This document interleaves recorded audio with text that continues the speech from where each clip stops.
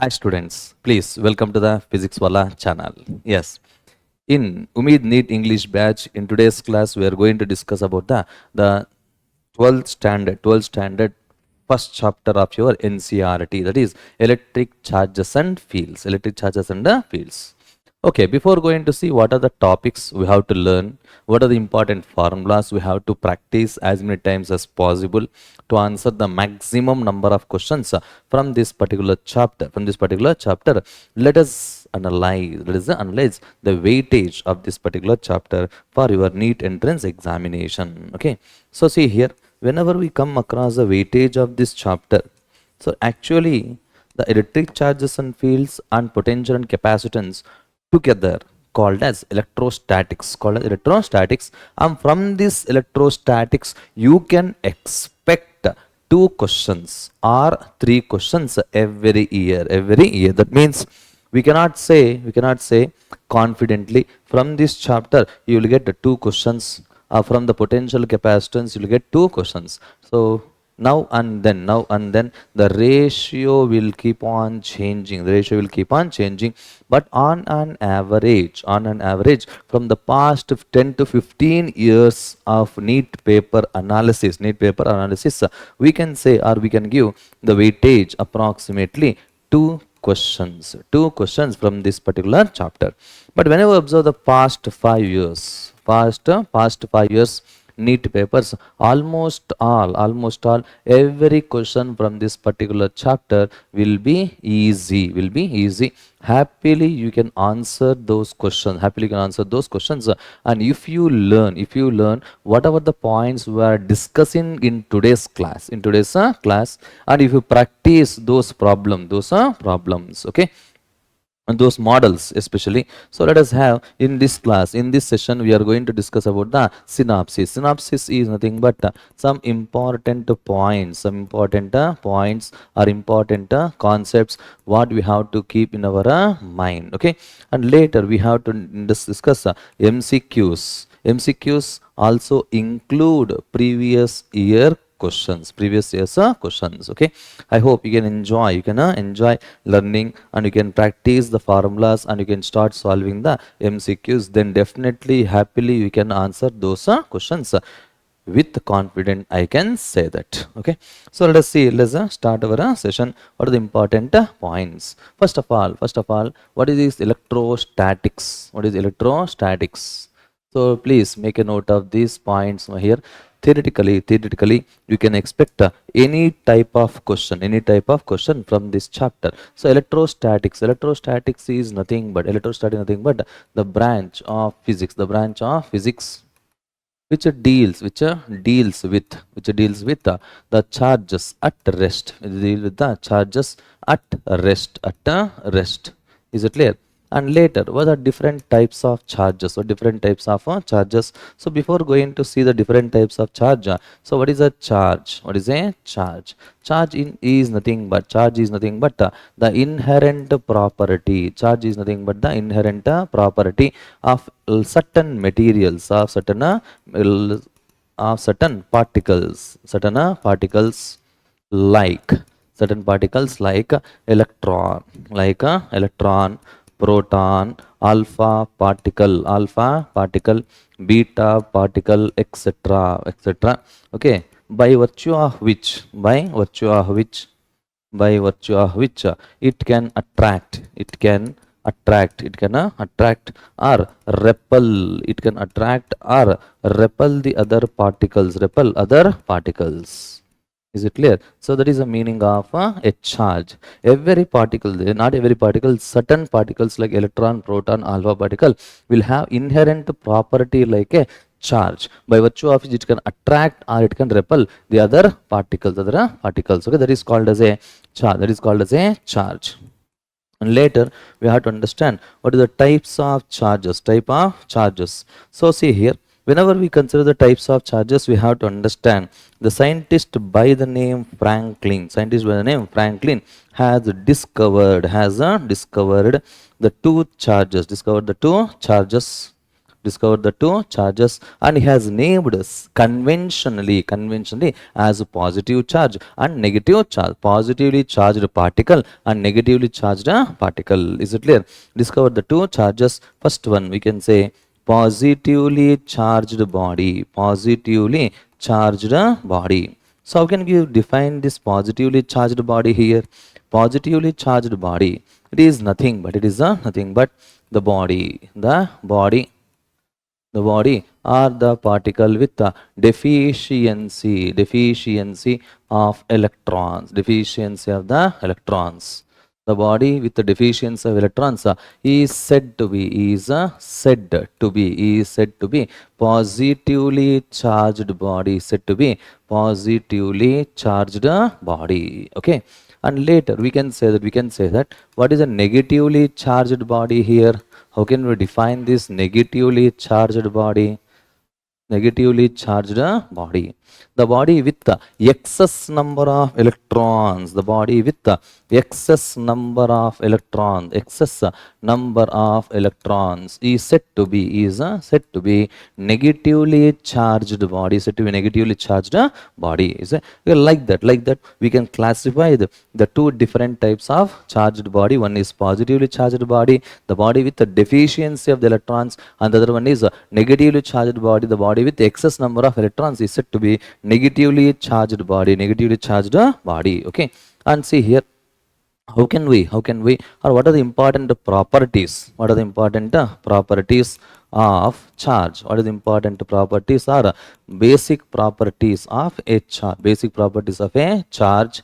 First one we have to understand, first one we have to think about what is the first one, that is charge is quantized, charge is quantized, charge is quantized. We can say the total number of charge is always equals to plus or minus n into e, where n is an integer, where n is an integer and e is the electronic charge, e is the electronic charge, and is a fundamental charge, and its value is 1.6 into 10 to the power of minus 19 Coulomb. And here one thing it should be very clear, that in the nature and the universe, there will be no charge, whose magnitude is less than this electronic charge, so it is called as the fundamental charge. It is a basic charge. Suppose if anyone has given the value of charge q is equals to, for example, see here, for example, if q is equals to 1.8 into 10 to the power of minus 22 coulombs, if someone has given this value of charge here, then will it exist in the nature? So please check the value, and we cannot write this value, or we cannot write this charge as the integral multiple of the basic charge, and it is less than, since q is less than the electronic charge, we can say that q does not exist, exist. Is it clear? So that is the meaning of basic charge, the fundamental charge. This is the smallest charge that exists in the nature. Okay, and charge is always quantized, so q is equals to plus or minus n into e. Okay, and later we have to understand about the second one, that is charge is additive, in nature, So see here, the total charge of a system can be written as q1 plus or minus q2 plus or minus so on qn. Suppose if the system contains n number of charges, it may be positive charges or it may be negative charges, then the total charge of system is always be equal to the algebraic sum of the individual charges, Okay, that is about the charge is additive. Later we have to understand about what is the thing here, conservation of charge here, conservation of charge. What is meaning of conservation of charge here? So see here, the charge can neither be created nor be destroyed, but it can be transferred from one body to another body, That means for an isolated system, for an isolated system or an isolated body, the total charge always remains constant, that is q1 is equals to q2. Otherwise we can also write like this. Here we can say that q1 plus q2 is equals to q1 dash plus q2 dash. That is how mathematically we can write the conservation of charge. And see here, a charged body can be detected with the help of a device. A charged body can be detected. A charged body can be detected with the help of, or with a device, electroscope, that is gold leaf electroscope. Okay, so anyway, it is not there in the syllabus, so no need to worry about that. Just because of that reason only, I am mentioning the name of the device. Okay, later we have to understand how can we produce the charged body, or methods of charging. Okay, so please observe this. What are the different methods of charging? First one we can say it is a conduction. So what is the conduction here? How can you define this conduction process? So see here, when one body, or when a charged body is placed, or is brought in contact, when a charged body is brought in contact with a neutral body, especially this is a conducting body with a neutral body. Okay, then there will be induction of, or there will be same charge, there will be production of same charge. Is it clear? So that is about the conduction. So one thing it should be very clear, that in conduction process, same charge will be produced. Suppose see here, let us consider a neutral body. And whenever a charged body is brought in contact, then we can say that if a positively charged body is brought in contact, then this neutral body will get the positive charge. If the negatively charged body is brought in contact, then it will be a negatively charged body. That means same charge will be produced in the conduction. Okay, and later we have to understand what is the induction process here. Induction. So see here, let us consider a neutral body, and let us bring a positively charged rod or a negatively charged rod near to the neutral bond conducting body, but not in contact. Okay, so therefore what happens here, the near surface will have a positive charge, and rear surface will have a negative charge. And whenever after removal of this, we can say this body will acquire the negative charge, Is it clear? So like that we have to think about the negatively charged body. And in induction process,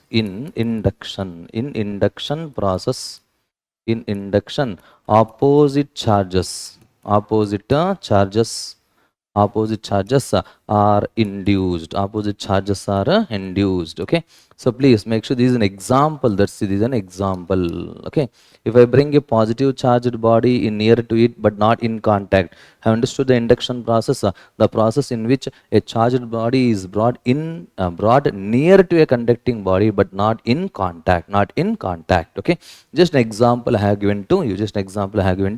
So if you want to say exactly, if you want to produce a negatively charged body, then we should bring a positively charged body near to a conducting body, neutral body. If you want to produce a positively charged body, then we should bring a negatively charged body near but not in contact.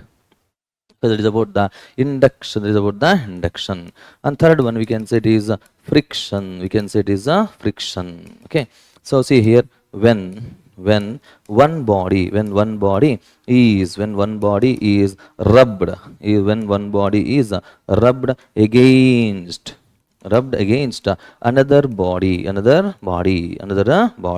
we can say that equal and opposite charges will be produced on both the surface of the bodies. Is it clear?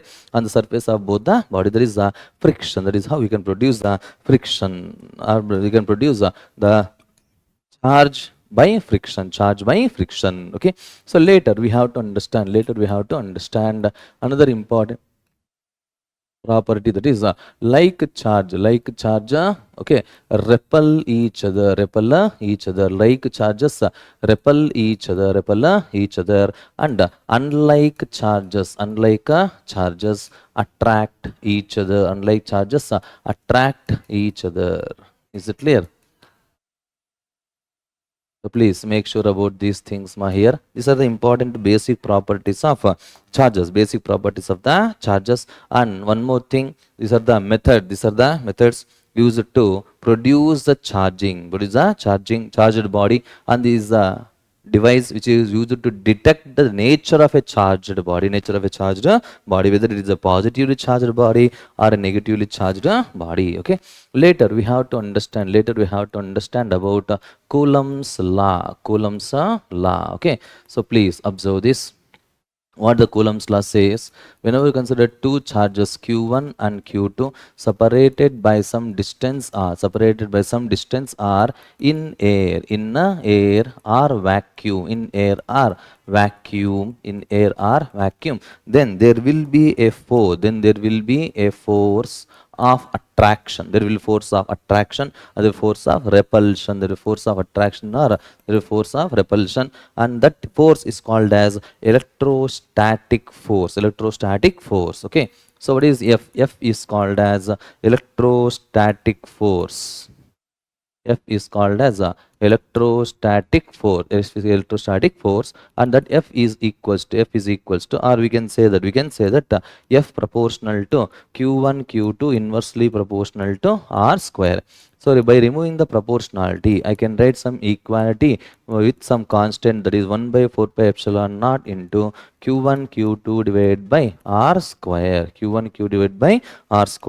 What is this 1 by 4 pi epsilon naught value here? 1 by 4 pi epsilon naught value is 9 into 10 to the power of 9 Newton meter square per Coulomb square.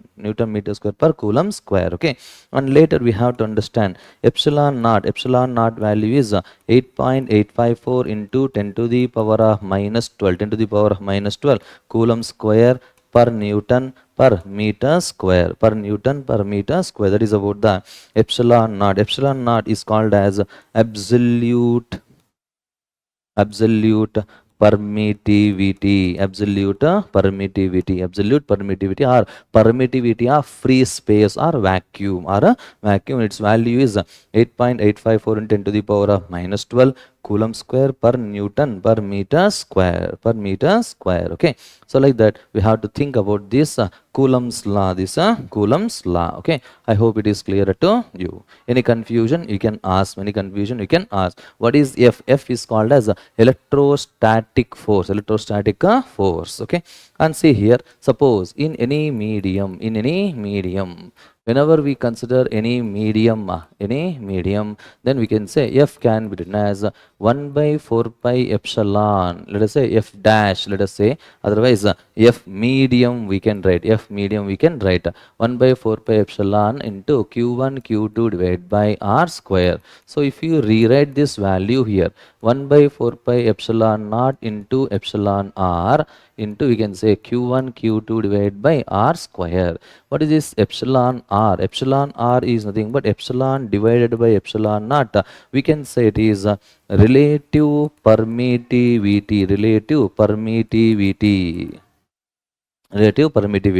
And what is this epsilon? Epsilon is called as permittivity epsilon is the permittivity of a given medium, permittivity of a given medium. Okay, so like that we have to understand this point. Sometimes this epsilon r can also be written as a capital letter K. What is capital letter K here? Capital letter K is nothing but dielectric constant of a given medium, medium. Okay, so please observe this. The force between the two charges, in any medium is always be equals to F naught in the air medium divided by dielectric constant, air medium divided by some epsilon r.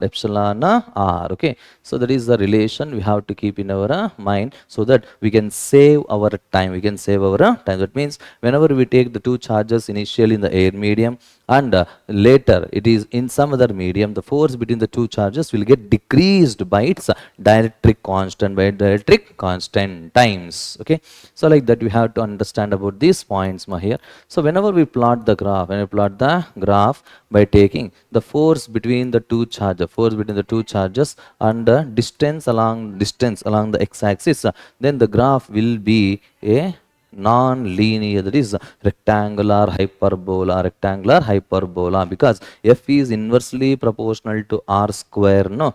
So that is the point we have to think, and we have to answer such type of graphical questions, and later we have to answer that. So see here, electrostatic force is a conservative force mark. Electrostatic force is a conservative force, and it does not depend on any intermediate medium or any intervening medium. Okay, it does not depend on any intervening medium. So see here, if there exists a force between the two charges, and if I place any medium in between those two charges, the force between the two charges does not depend on any intervening medium. Okay, it is a conservative force, and the electrostatic force is a central force, because it always acts along the line joining the two charges. It may be attractive force, it may be a repulsive force, whatever it may be, it always acts along the line joining the two charges. So these are some important properties of electrostatic force. Suppose see here, if we consider if a dielectric of a dielectric constant K and thickness T is placed between the two charges,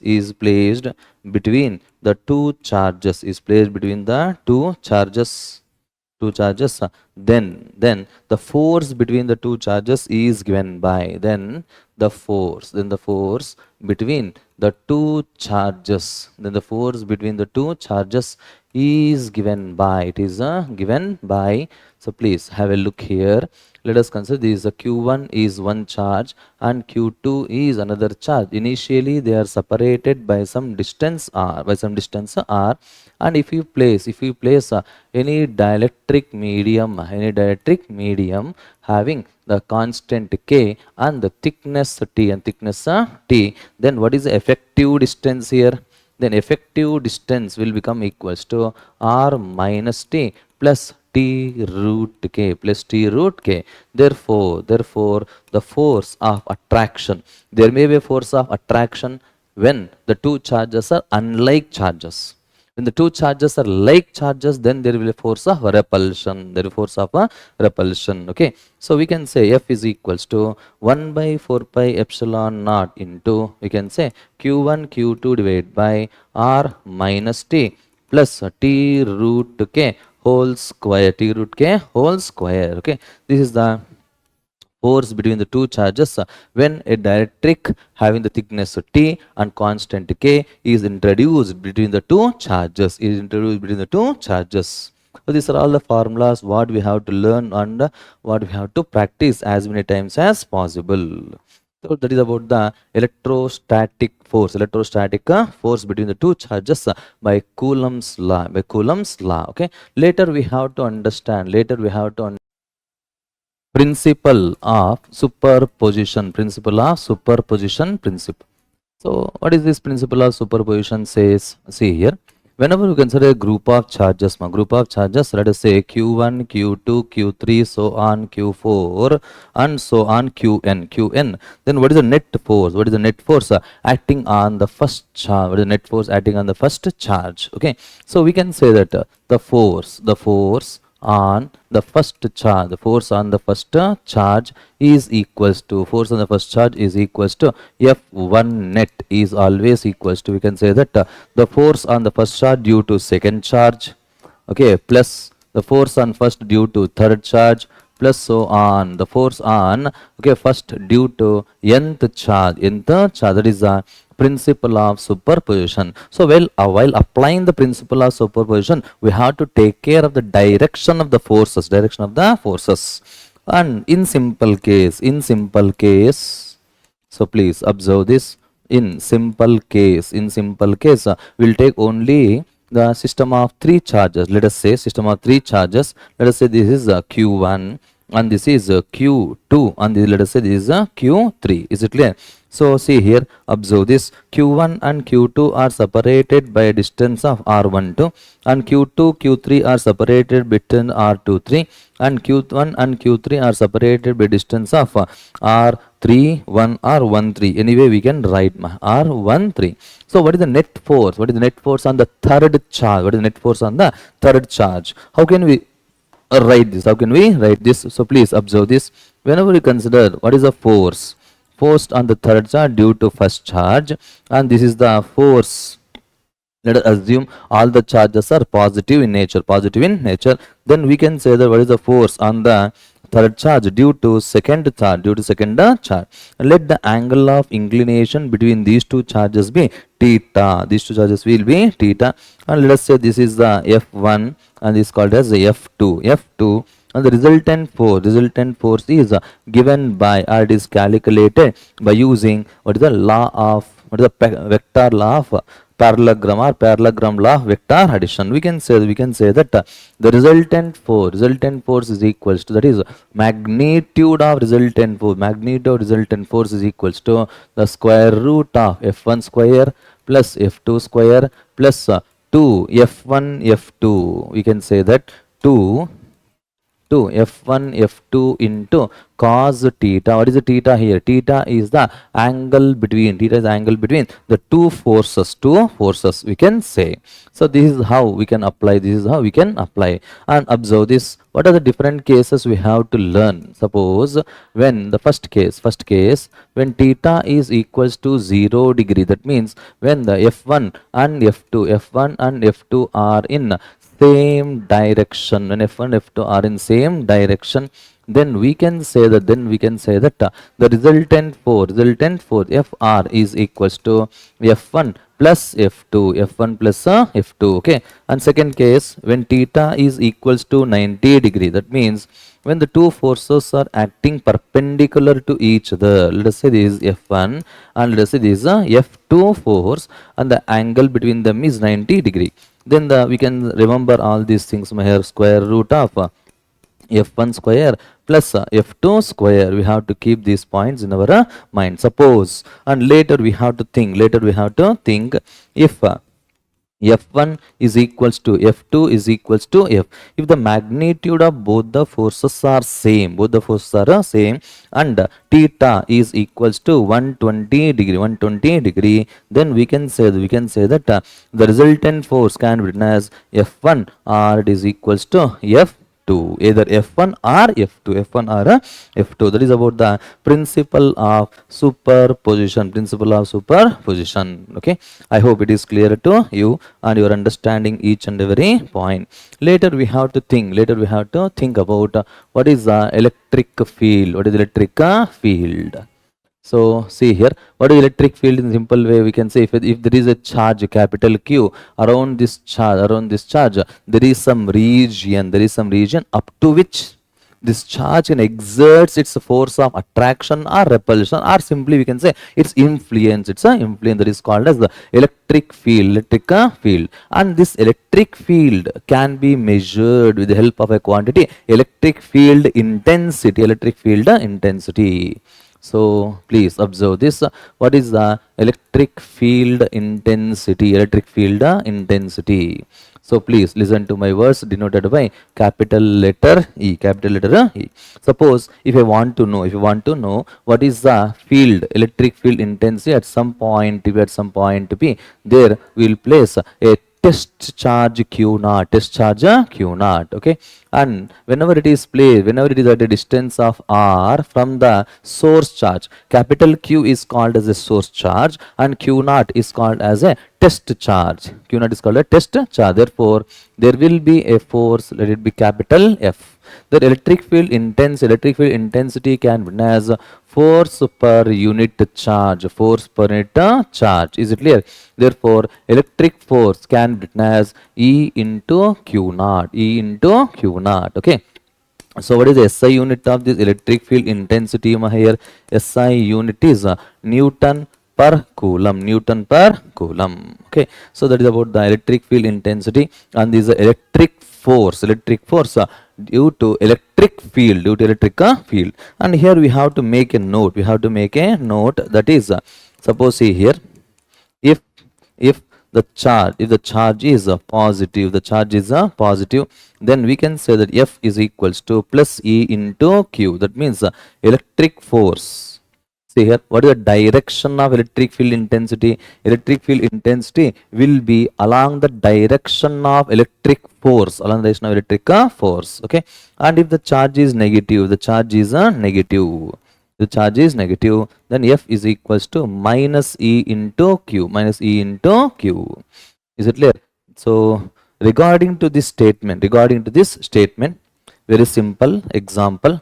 Suppose if I place a proton particle in the electric field, then it will experience the force along the direction of the electric field intensity, Suppose if I place a negatively charged particle like electron in the field, then it experiences a force in a direction opposite to the electric field direction. So please keep this point in our mind, and you should not forget this point. Is a very basic, So later we have to understand what is electric field due to point charge. So see here, electric field due to point charge is 1 by 4 pi epsilon naught into Q divided by R square. R is what here? R is the distance of the point, from the charge.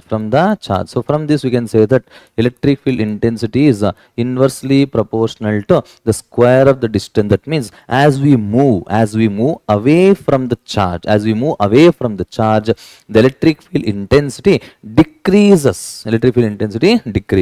So whenever we plot the graph by taking the electric field intensity along the x-axis and the distance along the electric field intensity along y-axis and the distance along the x-axis, then the graph is a rectangular hyperbola. Then the graph obtained will be a rectangular hyperbola. Is it clear? So like that we have to understand about what is the electric field intensity at a point due to a point charge.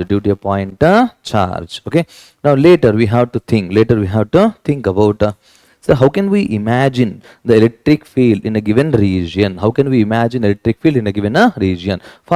we can go with what is the electric field lines?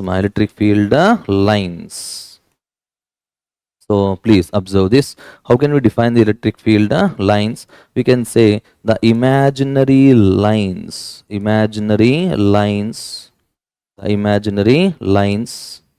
get drawn,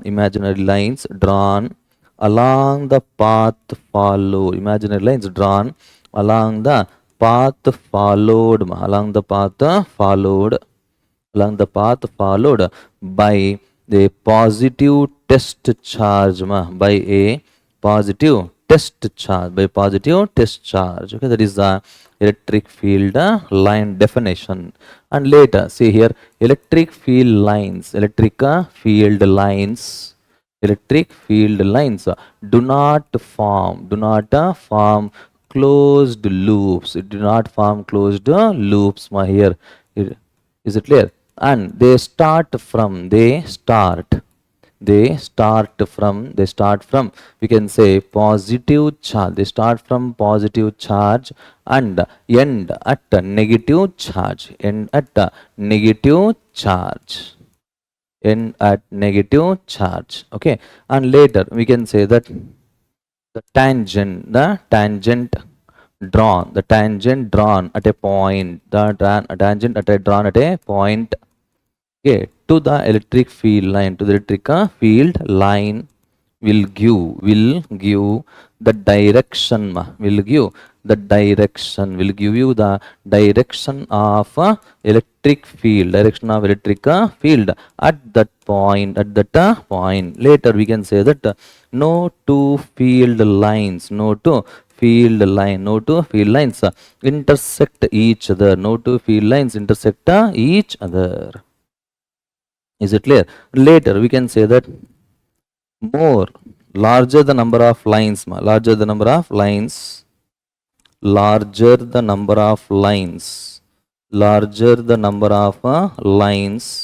okay, stronger will be the field, stronger will be the field. Is it clear? And lesser or smaller the number of lines, smaller the number of lines, we can say weaker will be the field. For example, so if I draw a figure like this, then you will get a clear picture about this. So please observe this. Whenever we consider the lines as shown like this. So whenever we consider the 2 points, A and B, let us say this is the point A and this is the point B and this is the point C. So what can you say about the field intensity at these 3 different points? What can you say, how can you give the relation between the field intensities between these 3 points? Here we can say EA is less than EB less than EC. This is a relation between field at the point A, at the point B and at the point C. Is it clear? So this is how we can understand about these things. Later observe this. For a positive charge, the field lines will be diverging. For a positive charge, the field lines will be diverging. So please look at the board here and observe these points carefully. For a positive charge, the field lines will be diverging lines. So you should be very clear about this arrow marks. Okay.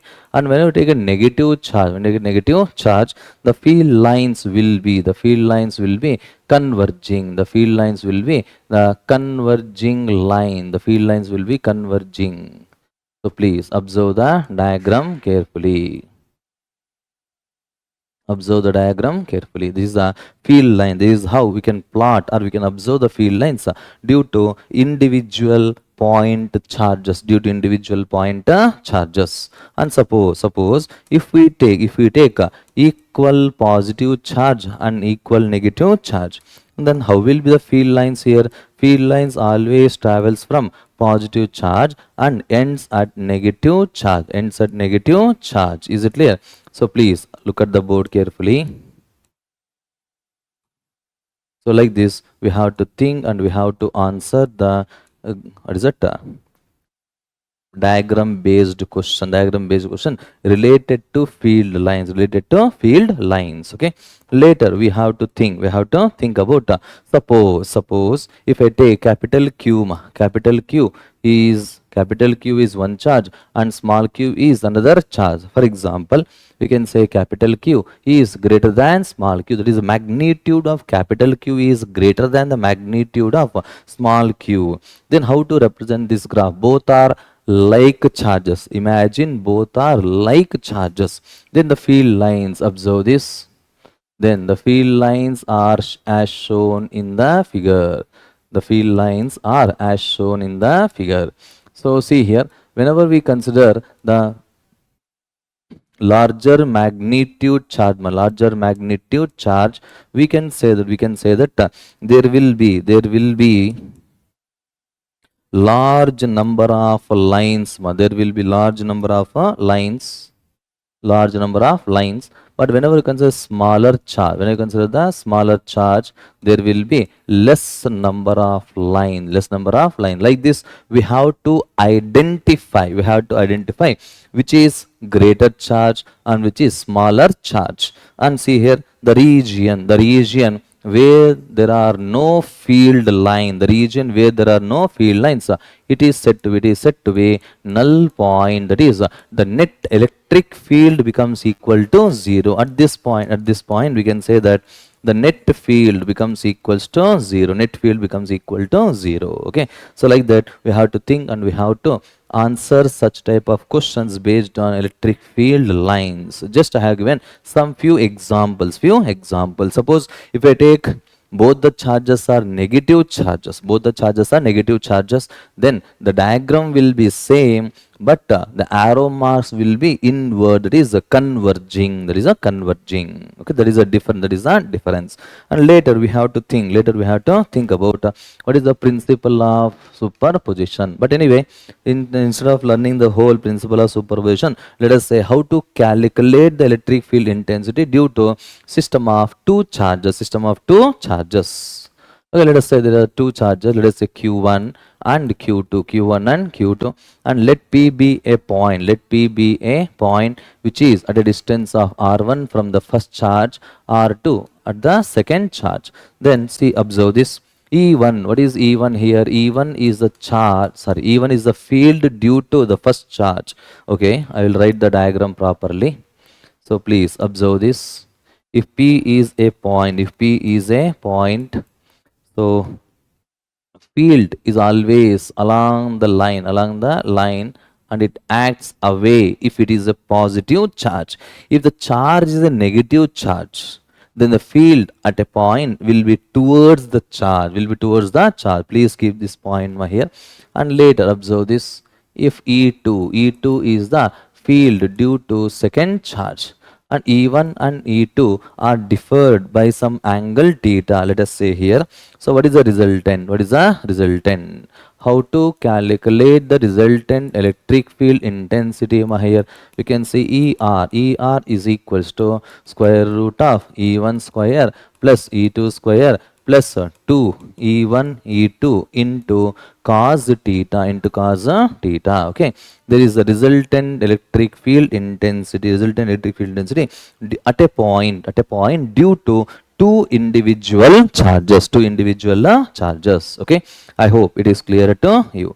Later, let us move on to the what is a dipole. So how can we define this dipole? Dipole is an example of the system of two charges, a simple system, that is system of two charges. What is the dipole here? Dipole is nothing but an arrangement consisting of equal and opposite charges separated by a standard finite distance, and that finite distance is represented usually, that is 2a. Usually it is a 2a. 2a is the distance between the two charges, or length of the dipole, and O is the center of the dipole. Okay. So later, please observe this. What is this electric dipole moment here? Dipole moment. So how can we define this dipole moment here? Dipole moment P is equals to Q into 2A. What is a SI unit here? SI unit is Coulomb meter. is the SI unit of dipole moment, SI unit of dipole moment. And see here, what is the direction?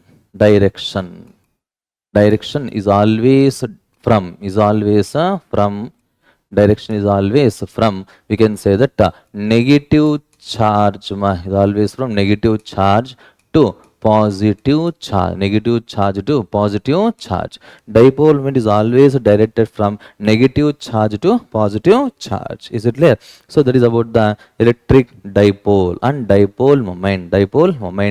And what is it is a vector. It is a vector quantity. It is a vector quantity.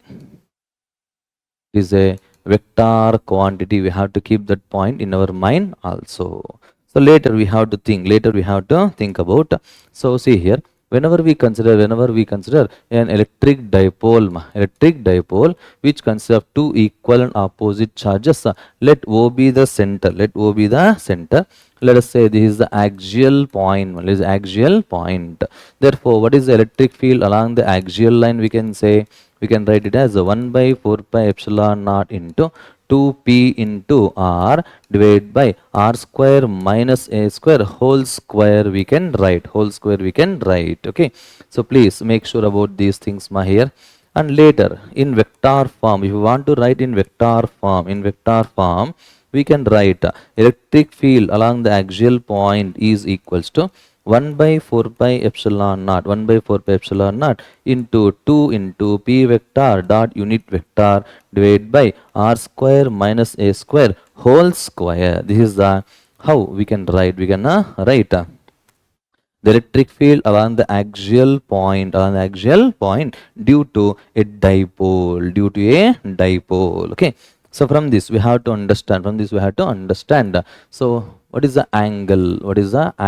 Between electric field along the axial line and the dipole moment is equal to we can say 0 degree is equals to 0. That is theta is always be equals to 0 degree. Okay. And for a short dipole, we can say when R is very large compared to A, then we can say that the electric field along the axial line is equals to 1 by 4 pi epsilon naught into 2p divided by R cube. Please make a difference, and this is general formula when the distance of the point P, okay, is approximately equal to the length of the dipole. So usually we always deals with what is a short dipole. Short dipole is the length of the dipole is very small compared to the distance of the point. Okay. So like that we have to think and we have to answer the important points related to a dipole field along the axial point. Okay. And later we have to understand. So see here, whenever we consider the minus q and this is the plus q, this is a dipole, let O be the center. Let us say if I consider a point P, along the equatorial line, we can say the net field will be along the equatorial line and the dipole moment will be along the negative to positive charge. And if r is the distance of the point from the center of the dipole, we can say that E equatorial will become equals to 1 by 4 pi epsilon naught into P divided by r square plus a square whole to the power of 3 by 2. Okay, r square plus a square whole power 3 by 2. That is the electric field along the equatorial line. Okay, and for a short dipole,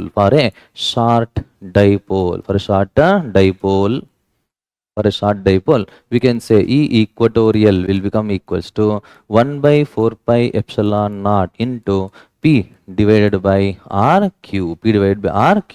And later we have to answer that, or we have to analyze that what is the angle between electric field intensity and the dipole moment. And the dipole moment is equal to 180 degree. Just observe the diagram here. The dipole moment and the electric field along the equatorial point always opposite to each other, opposite to each other. So if you believe it or not, so based on this also, some questions have been asked in the previous years papers. So you should not neglect any of these points, many of these points. So see here, for a short dipole, and at a given point and at a given distance, at a given distance, for a short dipole and for a given distance, we can say that E along the axial line is equals to 2 times the E along the equatorial line. Okay. So that is about the things we have to learn, and we have to keep these points. So observe this. For any arbitrary point, due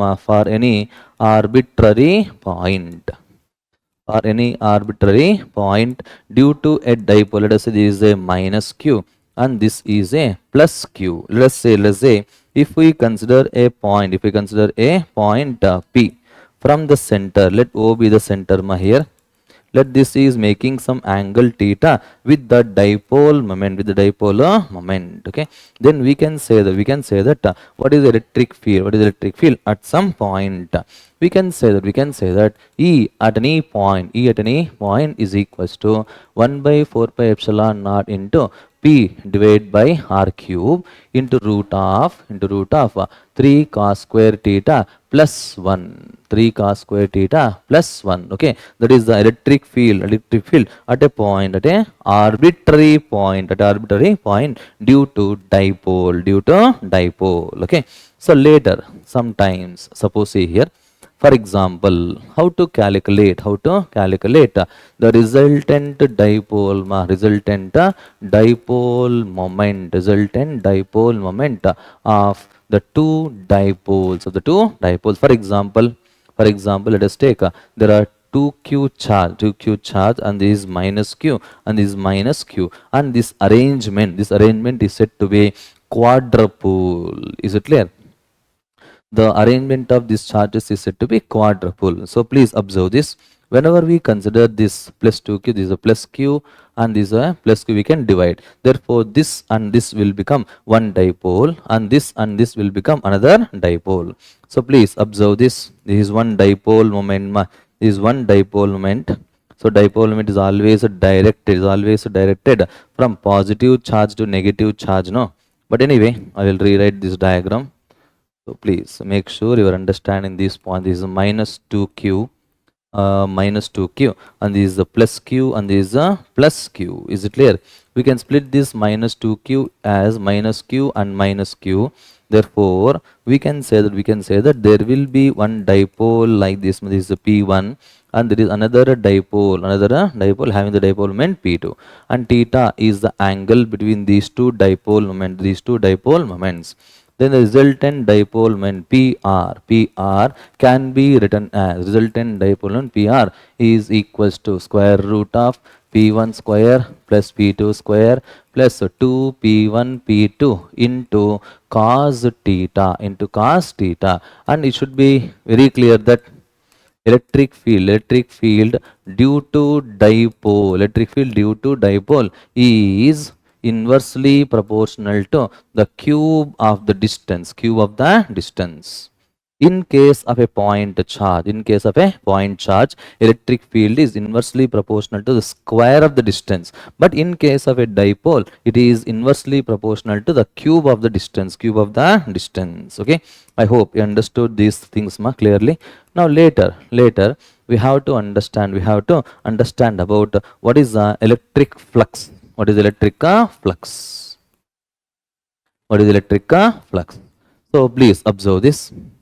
Whenever we consider the electric field intensity, and that electric field intensity is always represented by the field lines, Is it clear? And if I consider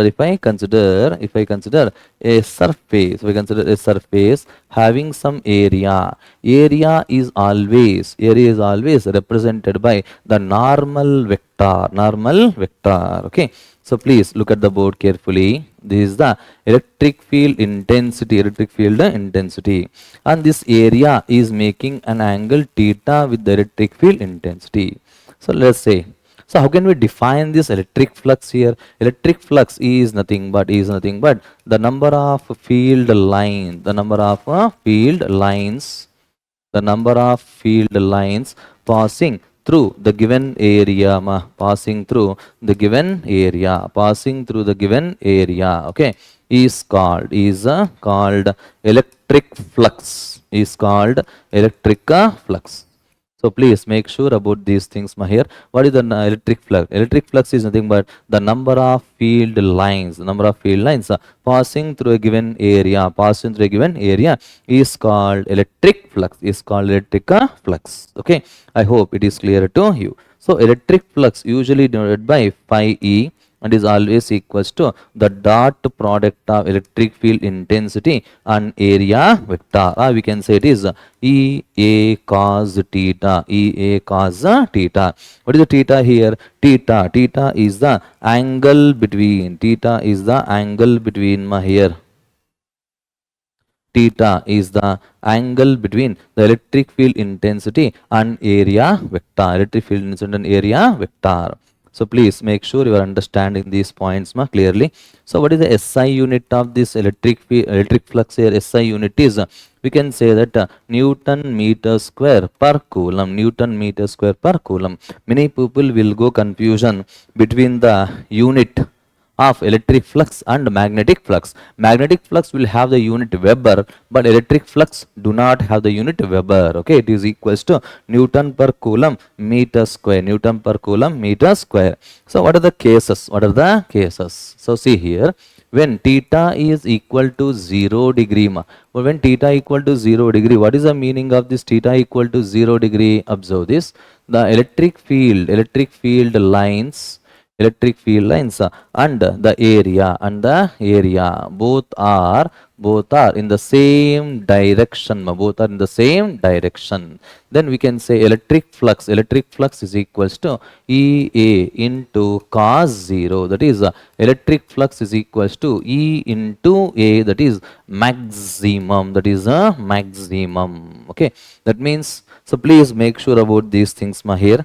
So whenever the theta equal to 0, many students will go confusion that the surface is parallel to the electric field, but that is not correct. When the theta equal to 0, area is parallel to the area of the surface is parallel to the electric field direction. Okay, and later see here, when theta is equals to 90 degree, that means when area vector is perpendicular to E, or we can say that plane of the surface is parallel to the field. Plane of surface is parallel to the electric field lines. Okay, so please observe this. Whenever we consider this is the electric field intensity and electric field lines here. Let us say this is the surface. Let us say this is the area. Okay, and the angle between the area vector and the field vector is equals to 90 degree. And in this situation, what can you say about the flux here? Flux is EA cos 90 is equals to 0. No, flux will become equal to 0. Okay, so like that we have to think and we have to answer the different cases. And suppose, please observe this, if the plane of a surface, so the plane of a surface makes an angle theta, if the plane of the surface makes an angle theta with the field, okay, I will show it through the diagram, So this is the electric field intensity, Let us assume that electric field intensity, and whenever we consider this is a plane, when you consider this is a plane, and suppose if the plane is making an angle, theta, otherwise let us say it is alpha or beta, whatever it may be, alpha with the electric field intensity, then the area will be making an angle equals to 90 minus alpha, 90 minus alpha. Is it clear? But in this situation, flux can be written as EA into cos of 90 minus alpha. EA cos of 90 minus alpha. Like this, we have to be very careful in consideration of the angle, or in considering the angle between the area and the electric field vector. Okay. So that is about the things. These are the points what we have to learn and what we have to keep in our mind while calculating the flux, sorry. The sign convention. What is the sign convention we have to keep in our mind? So observe this.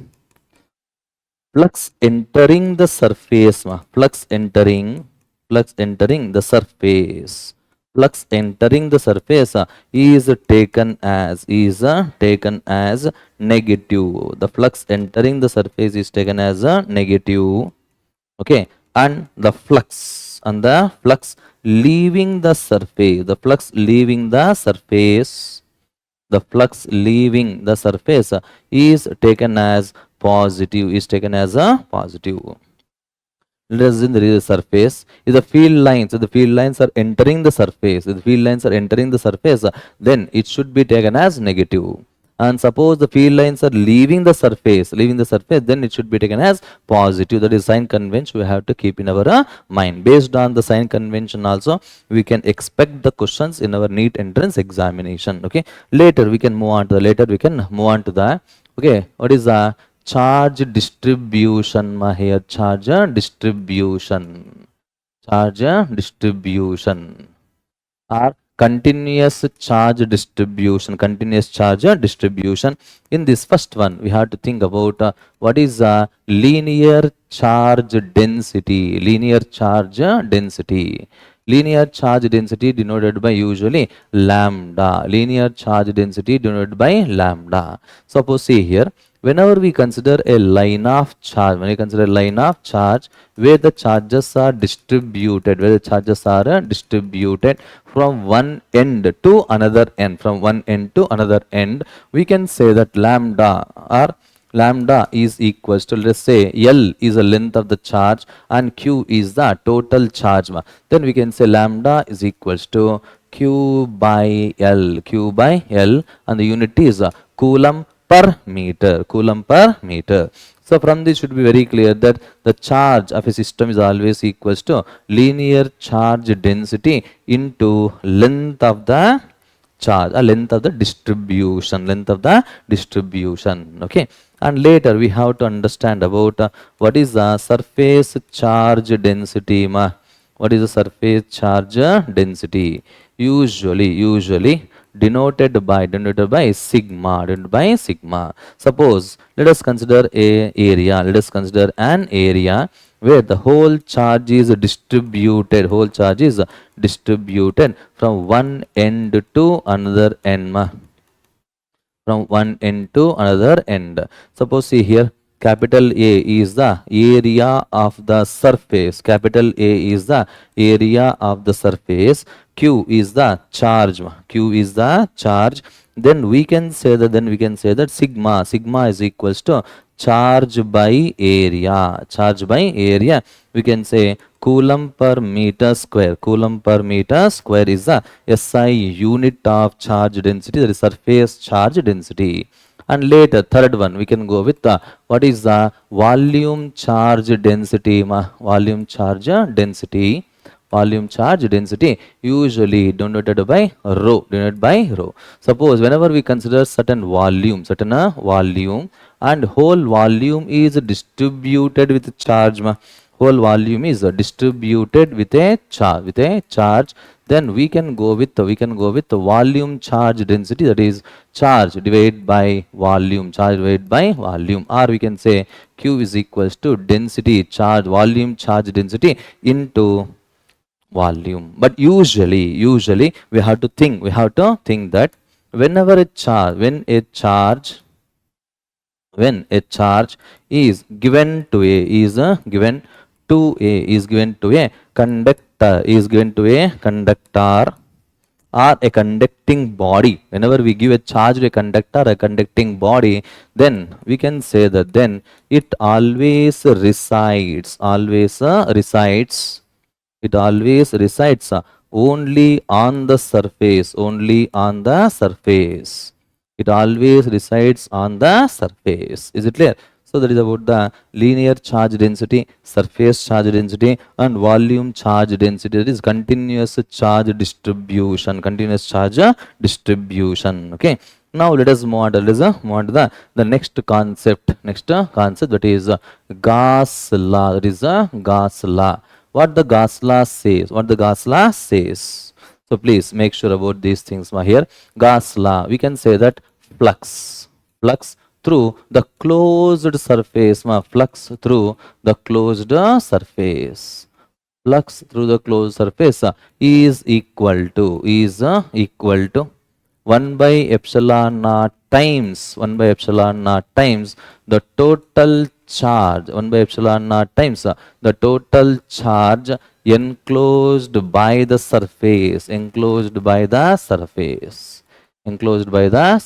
Okay, therefore we can say that so total flux through the surface is equals to 1 by epsilon naught times the net charge, charge. So this is how we have to learn about the Gauss law. And one more thing, see here. So the flux through the surface, does not depend on the shape of the Gaussian surface. Is it clear? So flux through the surface, flux through the Gaussian surface, flux through the Gaussian surface does not depend on nature, and nature in the sense we can say shape and size. Does not depend on shape and size. Does not depend on shape and size of the Gaussian surface. It depends only on the charge inside the closed surface. It depends only on the charge inside the surface. That's it. It does not depend on the shape and it does not depend on the size of the Gaussian surface. Okay. So that is about the Gauss law. Is it clear? So what are the applications? Of Gauss law? What are the applications of Gauss law? So for example, we can say for a infinite line charge,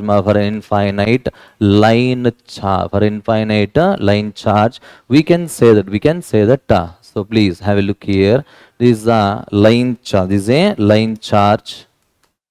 This is a line charge. So what is the field at some point P located at a distance of r? Then we can say E is equals to lambda divided by 2 pi epsilon naught into r. We can say E is inversely proportional to r. Okay. So please have a look here, and if I draw the graph by taking the electric field intensity due to infinite line charge and the distance, it will be a rectangular hyperbola. With less slope. Is it clear? And later we have to go with the for a infinite sheet of charge. For example, so please have a look here. Whenever we consider a sheet of charge, having the charge density sigma, and if you consider point P, the field at the point is equals to sigma divided by 2 pi epsilon naught. 2 epsilon naught, 2 pi epsilon naught, it's E at the point P is equals to sigma by 2 epsilon naught. And whenever we consider the graph, so please have a look here. Distance is taken along the x-axis and the field along the y-axis. Then we can say that it is a Straight line is a straight line with respect to or straight line parallel to the distance axis. What is the meaning of this? What is the meaning of this? That means the due to a sheet of charge, due to infinite sheet of charge, the field at a point is independent of the distance. It does not depend on the distance. It does not depend on the distance. Okay. So like that you have to think about these things. Later we have to understand about what is the electric field. What is electric field?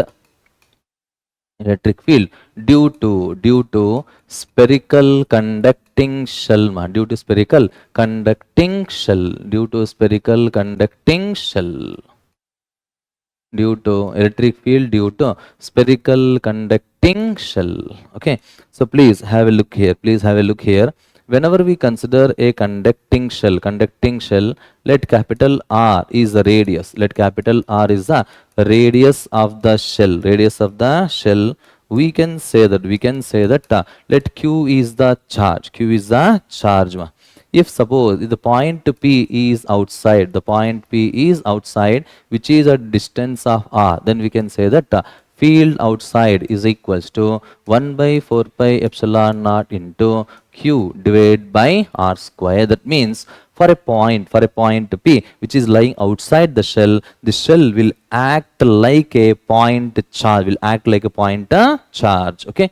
And later see here, E on the sphere is equals to 1 by 4 pi epsilon naught into Q divided by capital R square. Q divided by capital R square, because small r is equals to capital R. That is the distance of the point P.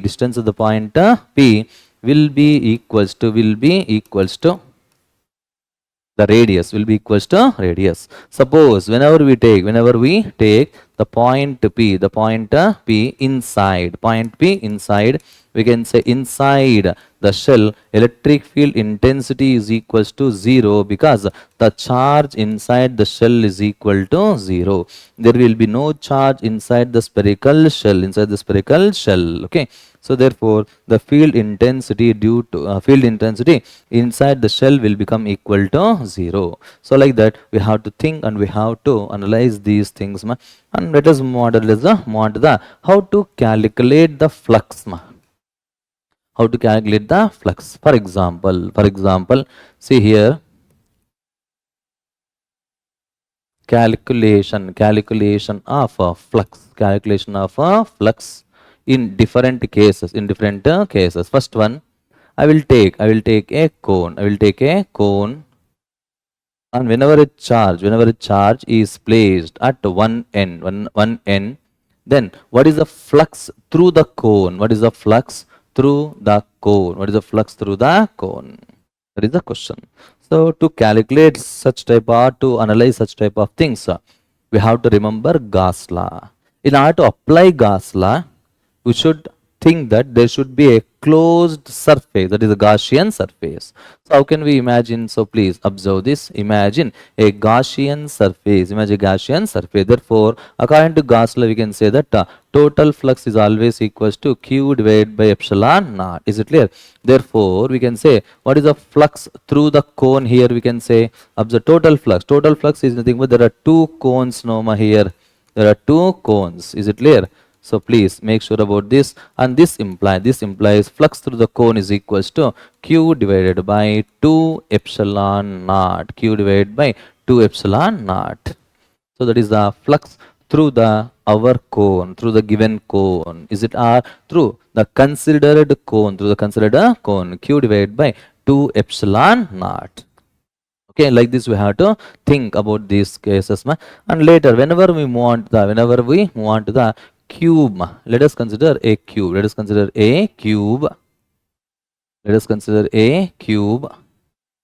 When the charge, let us say different cases. Case 1, when the charge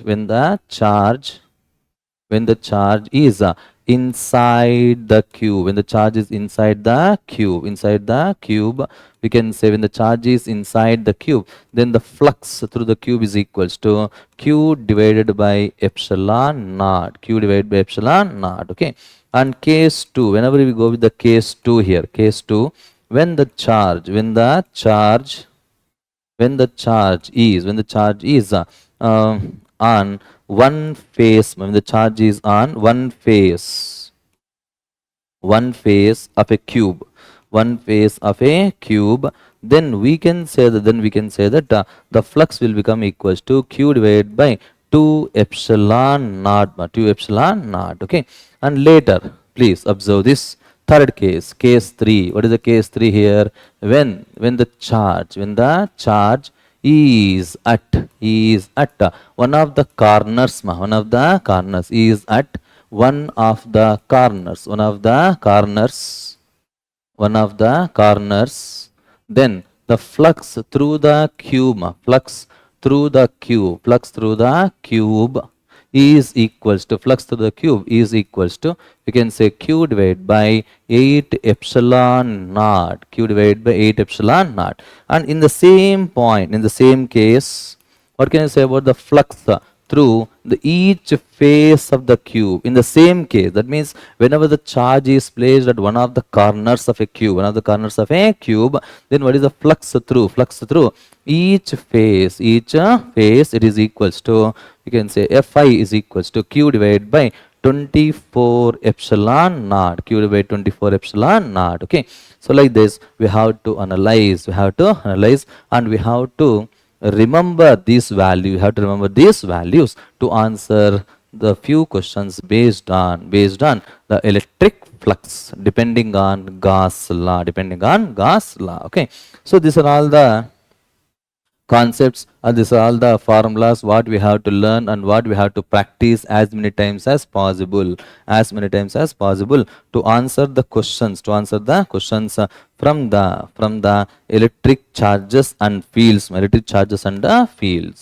okay. So now let us see, what is the MCQ, what are the MCQs. So few model MCQs and few MCQs which are given in our previous year's papers, okay. Let us start solving the MCQs. But my request to everyone is, before going to start solving the multiple choice questions or the numerical questions, please learn these formulas, and please practice these formulas as many times as possible, okay.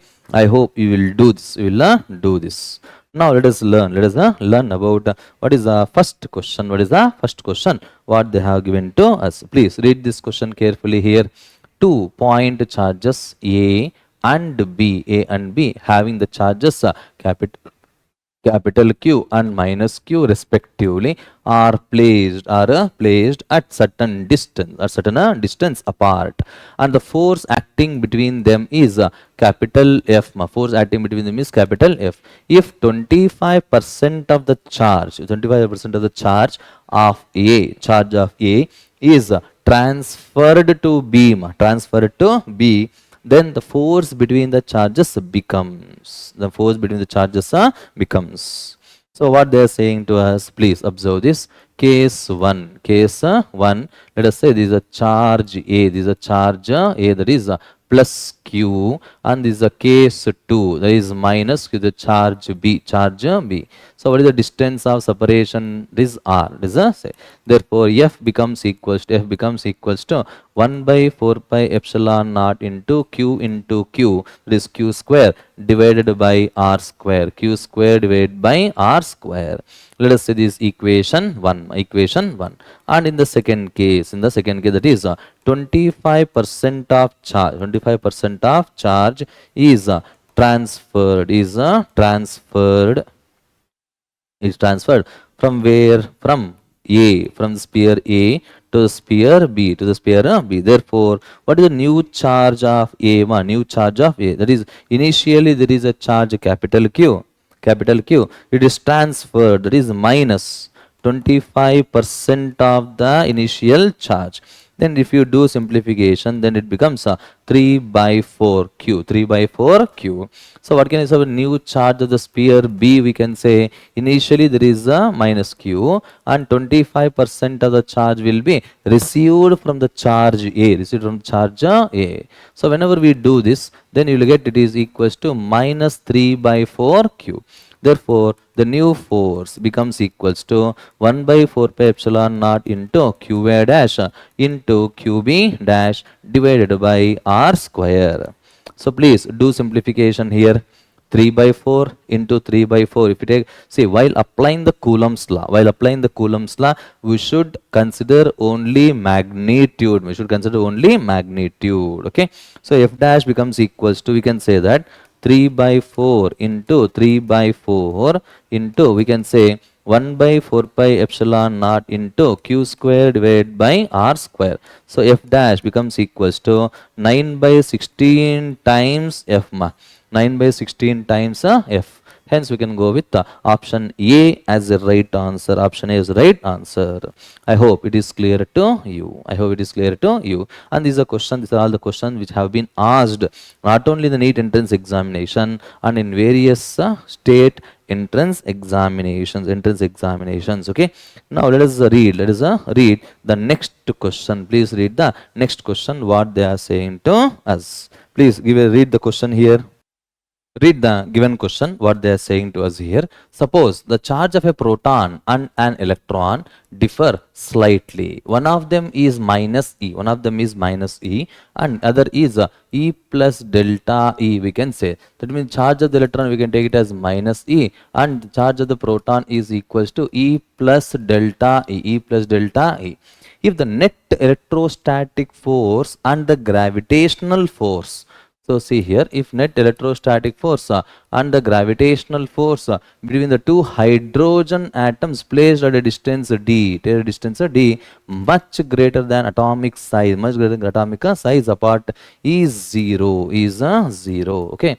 Then what is the delta E? Then delta E is of the order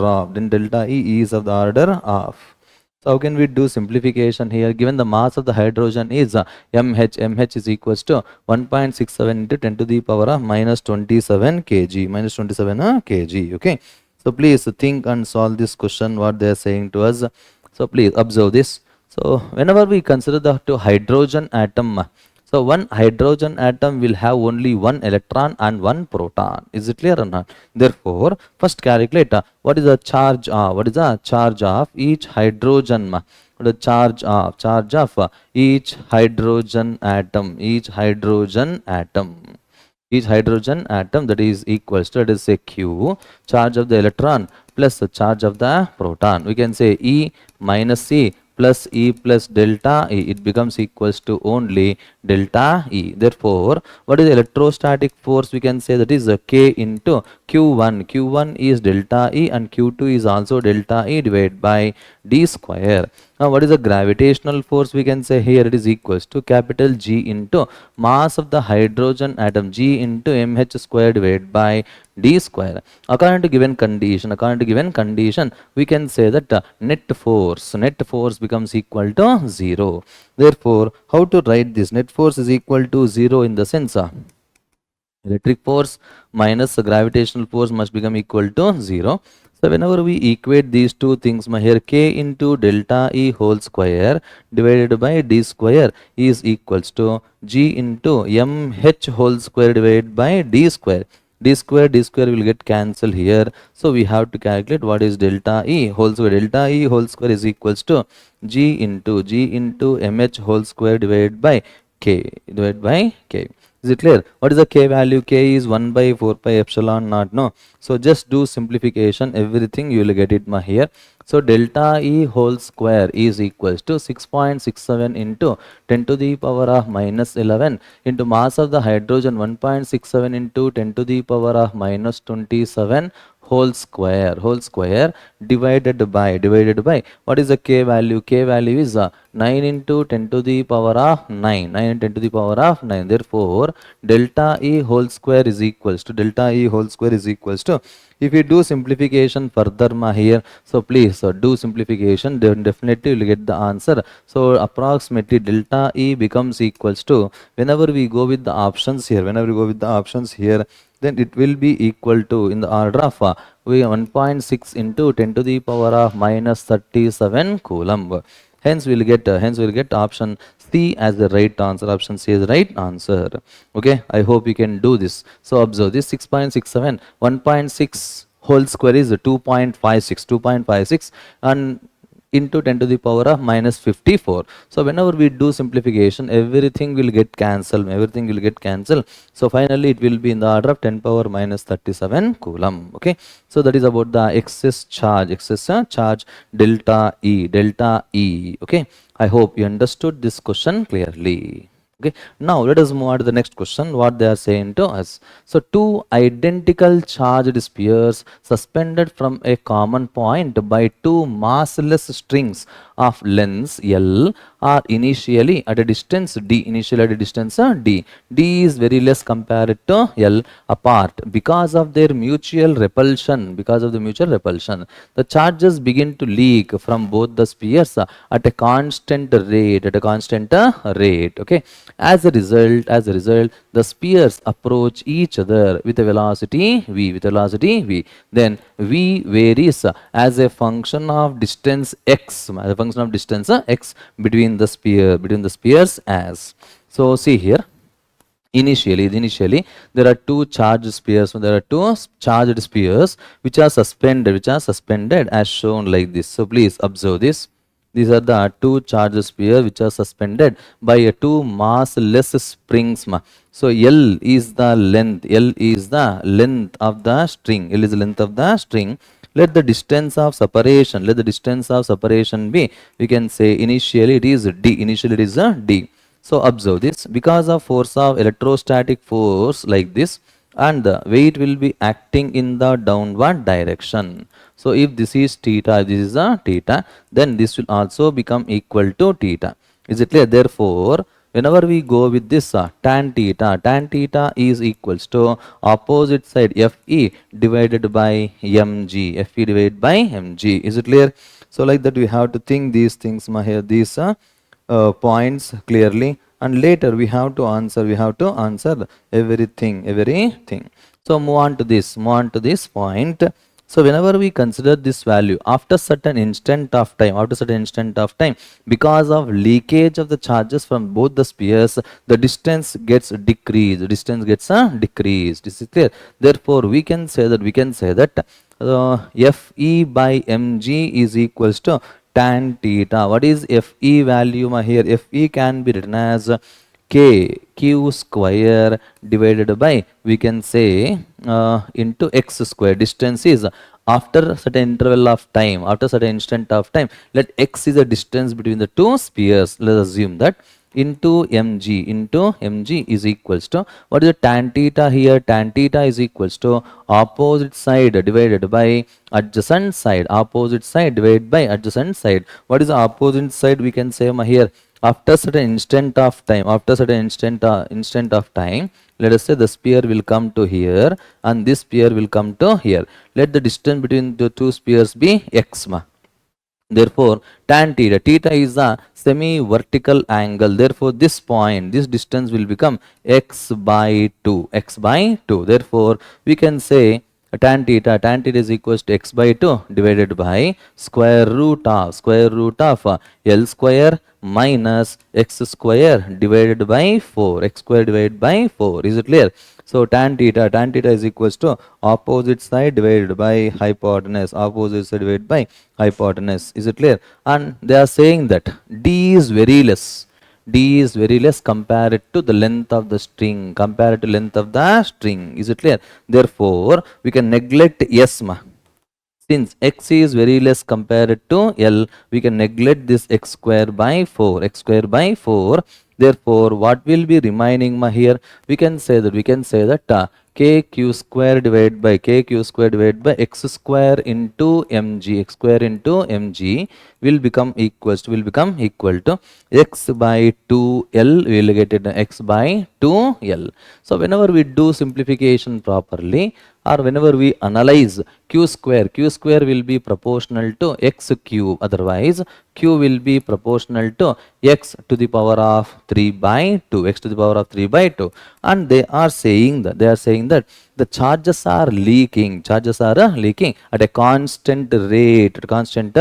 Therefore, we can say that dq divided by dt becomes equals to, or it is proportional to, if we differentiate this, we will get x to the power of 1 by 2, into dx by dt. Is it clear? So please observe this, dq by dt is proportional to x to the power of 1 by 2 into what is the rate of change of displacement? It is the speed. Therefore, we can say that v is directly proportional to x to the power of minus 1 by 2, x to the power of minus 1 by 2. Hence, we can select option B as a right answer. Option B is the right answer. I hope you understood this question clearly. Is it clear? Initially, both the spheres are separated at a distance of d, but since the charges are leaking at a constant distance, constant rate, after certain interval of time, let the separation between the two spheres be x. So therefore, and we will analyze at equilibrium condition, we can say that so we can tan theta will become Fe by mg. What is Fe? Electrostatic force between the two charged spheres, and mg is the weight of the sphere. Okay. So like that, we have to think and we have to answer. Observe this, dq by dt they have mentioned it is a constant. Is it clear?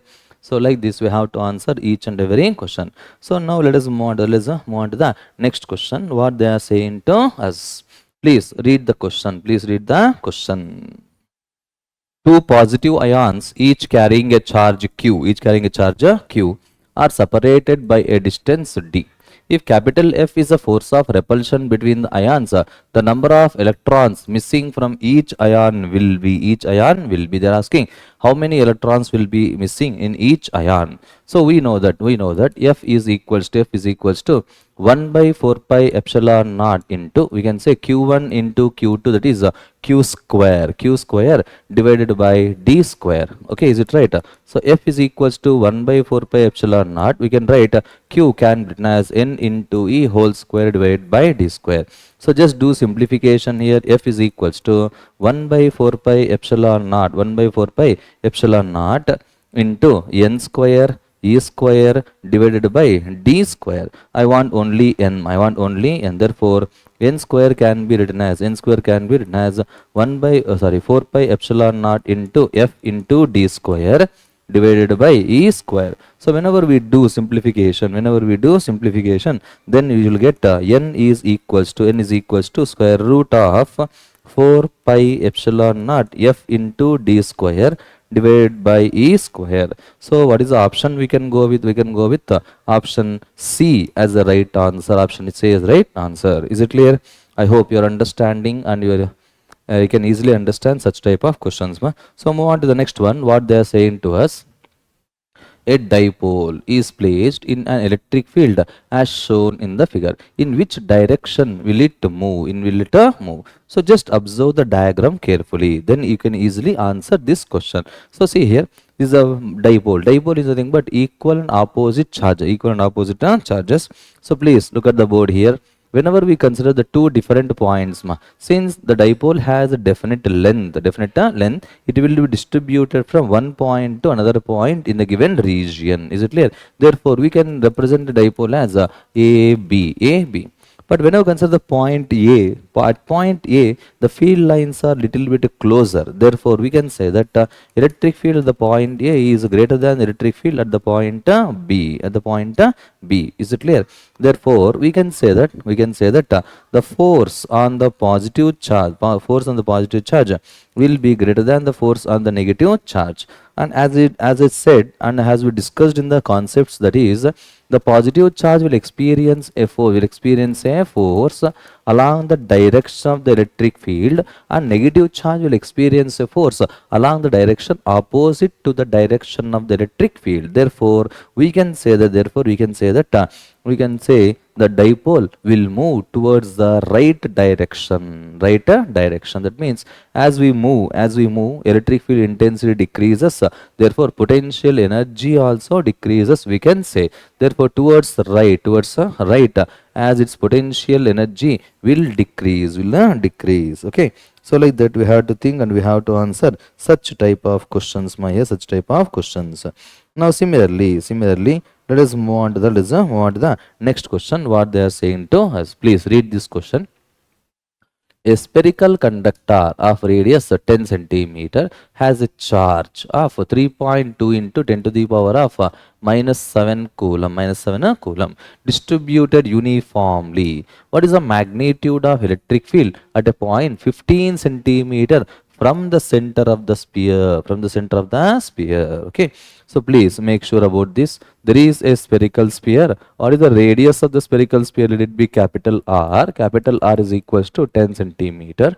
And they are asking us to calculate what is the field. What is the field at some point which is at a distance of 15 centimeter. Okay, from the center. Okay, then we have to take this as small r. So I think we can do it. Here charge is given to you. Charge is equals to 3.2 into 10 to the power of minus 7 coulomb. Therefore, electric field E is equals to 1 by 4 pi epsilon naught into Q divided by small r square. Q divided by small r square. So just do substitution and simplify, and please take this problem as a homework. Please take this problem as a homework, and definitely you will get the answer. And it should be equal to 1.28 into 10 to the power of 5 Newton per Coulomb. It should be equal to 1.28 into 10 to the power of 5 Newton per Coulomb. That is the right answer. You please check it by yourself. So I hope you can do this. So move on to the next question. What they are saying to us: an electron falls from rest. Through a vertical distance h, in a uniform and vertically upward directed electric field capital E. The direction of electric field is now reversed, keeping its magnitude the same. A proton is allowed to fall from the rest in it through the same vertical distance h. The time of fall of the electron in comparison to the time of fall of the proton is. So please observe this. What they are saying to us. In the first case, observe this. We should know that see, electron always moves in a direction opposite to the direction of the electric field here. So whenever electron is released from the rest, it will travel a certain distance. S is equal to h, let us say, is it there? And to travel h distance, they are saying it will take some time. Okay. And in the second case, they are saying that the direction of the electric field is reversed. And now a proton is released from the rest. And they are saying that it will travel a distance equal to h. S is equal to h. Then they're asking what is the time taken by the proton to travel the same distance compared to the time taken by the electron. Okay. So see here, initially both the particles having zero velocity and they are traveling the same distance. S is equal to h, and under the same electric field. Therefore, we can say that what is the acceleration of the particle? We can say F divided by m. So let us discuss generally. F is equals to E into Q divided by m. Now using the relation S is equals to ut plus half a t square. So just think about this here. S is nothing but h, u is 0, plus half into what is a value? Eq by m into t square. Eq by m into t square. So whenever we do simplification, then we will come to know that t square is directly proportional to mass. Therefore, T is directly proportional to the square root of mass. T proportional to the square root of mass. And since the mass of the proton is greater than the mass of the electron, time taken by the proton is greater than the time taken by the, what is that? Electron. Is it there? So please make sure about these things here.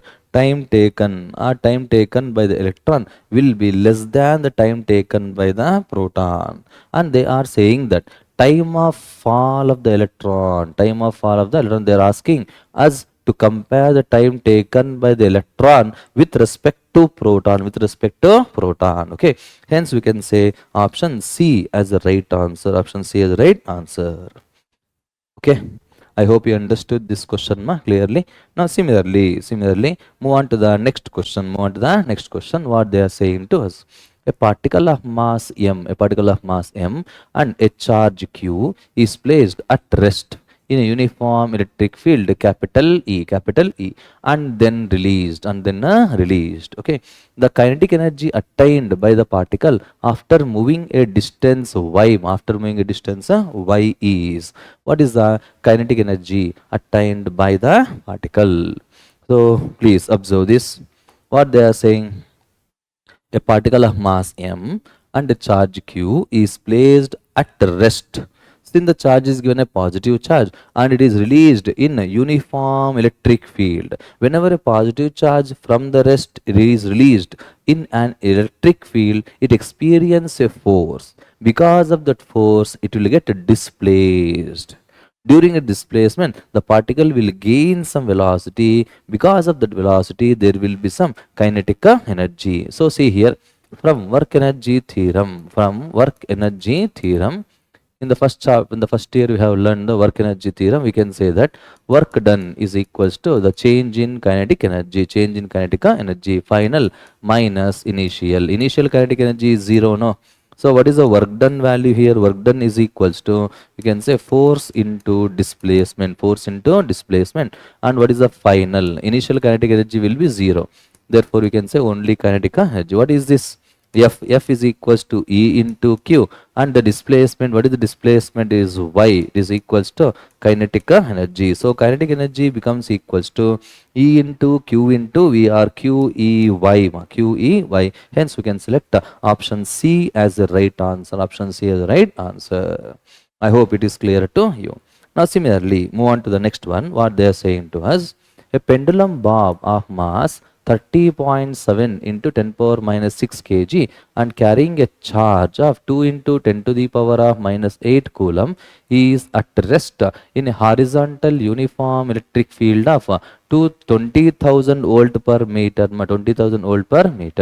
The tension in the thread of the pendulum is, what is the tension in the thread of the pendulum? Okay, so please think about this. What they are saying to us, they're asking us to calculate what is the tension in the thread. So please look at the board here. Okay, what is the mass of the bob? They have given mass of the bob is 30.7 into 10 to the power of minus 6 kg. And I will give this problem as a homework. Okay, before going to give the homework, just I will explain how to solve this problem. Okay, so see here, what is the charge is equals to 2 into 10 to the power of minus 8 coulomb is at rest in a uniform electric field of 20,000 volt per meter. Then they're asking what is the tension in the string. Okay, please have a look here. There is a pendulum. Let us say there is a pendulum here. And whenever we apply the electric field, this electric field will displace the bob as shown like this. Is it clear? And the weight of the bob will be acting in the downward direction, and the electric force will be acting along the horizontal direction.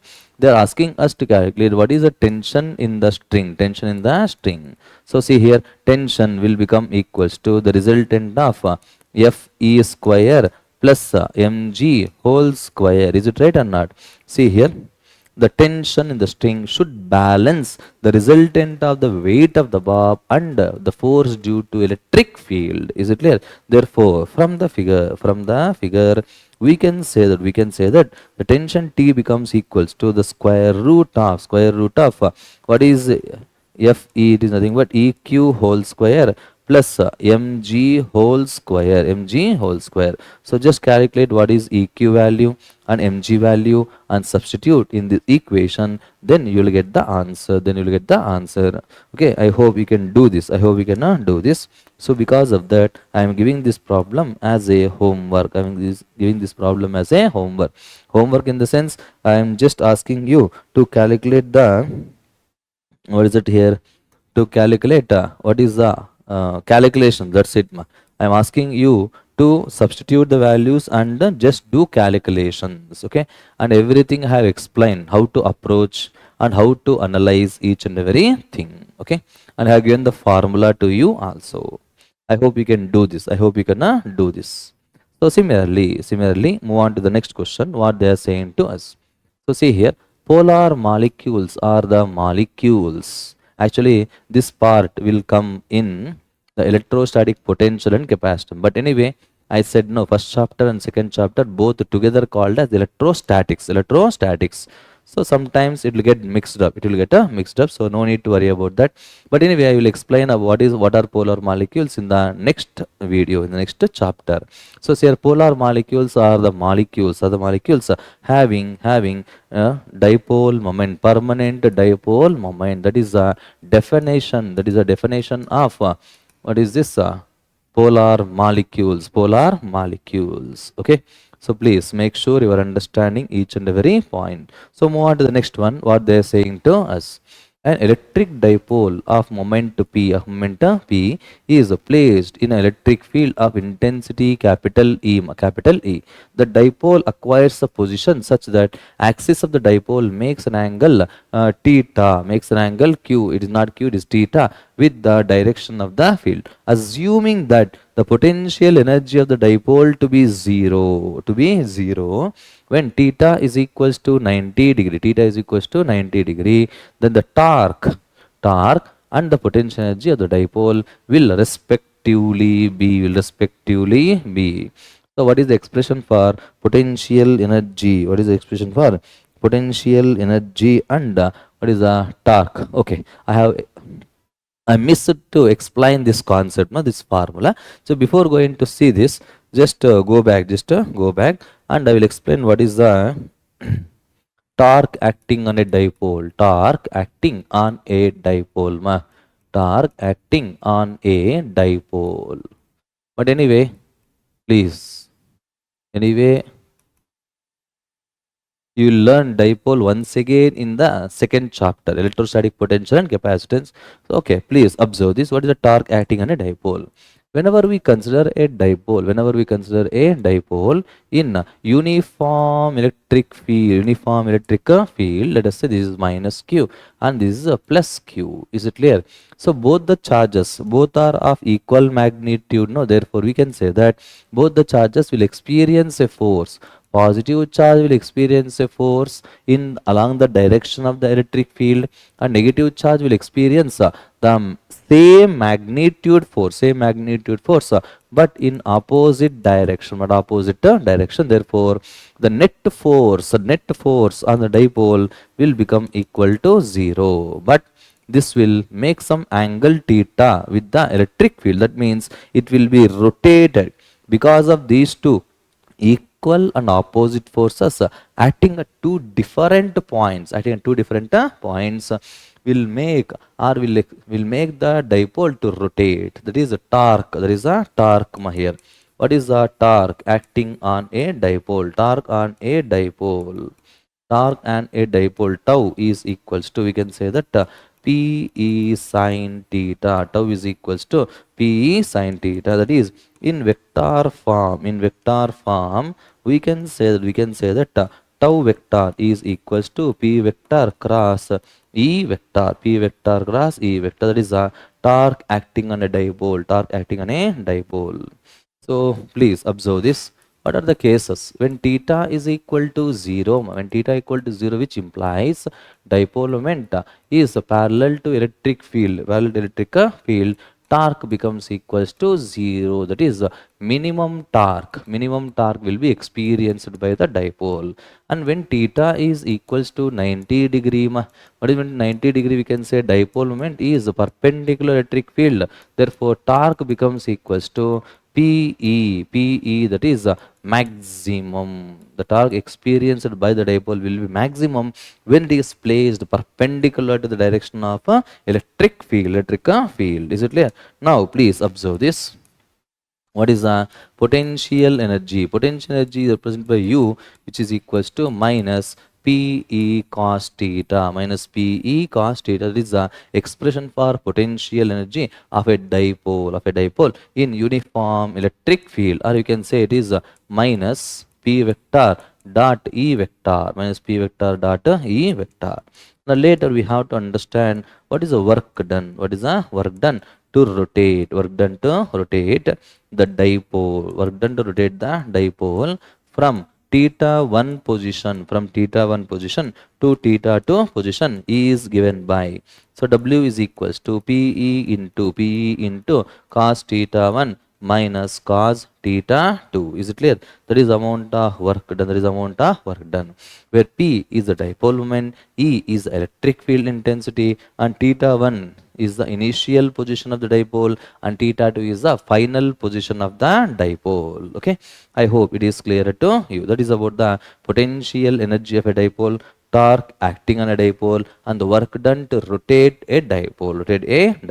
Okay, so based on this, I hope we can answer to this question. They're asking us what is the torque. What is the torque? Torque is equals to PE sin theta. Torque is equals to PE sin theta, and potential energy is equals to minus PE cos theta, Okay, hence we can go with option A as a right answer. Option A as a right answer. Okay, I hope it is clear to you. So let us move on to the next question. What they are saying to us. I hope you can do this here. The electric dipole is placed at an angle 30 degree with an electric field theta is equals to 30 degree. So what is the electric field intensity they have given? E is equals to 2 into 10 to the power of 5 Newton per Coulomb. It experiences a torque. Torque is equals to 4 Newton meter. Then what is the charge on the dipole? Charge on the dipole. And if the length of the dipole length, what is the length of the dipole they have given? It is equals to 2 centimeter. That is 2 into 10 power minus 2 meter. I hope we can do this. So tau is equals to PE sin theta. So tau is equals to what is the P value? Q into 2A into E sin theta. Just substitute all the values and simplify for Q. Q is equals to tau divided by 2A into E sin theta. Just do substitution. Then you will get the answer. Okay. So everything you will get it. Everything you will get it. Just you want to substitute the values. Then finally, if you do simplification, then you should get the answer as option B.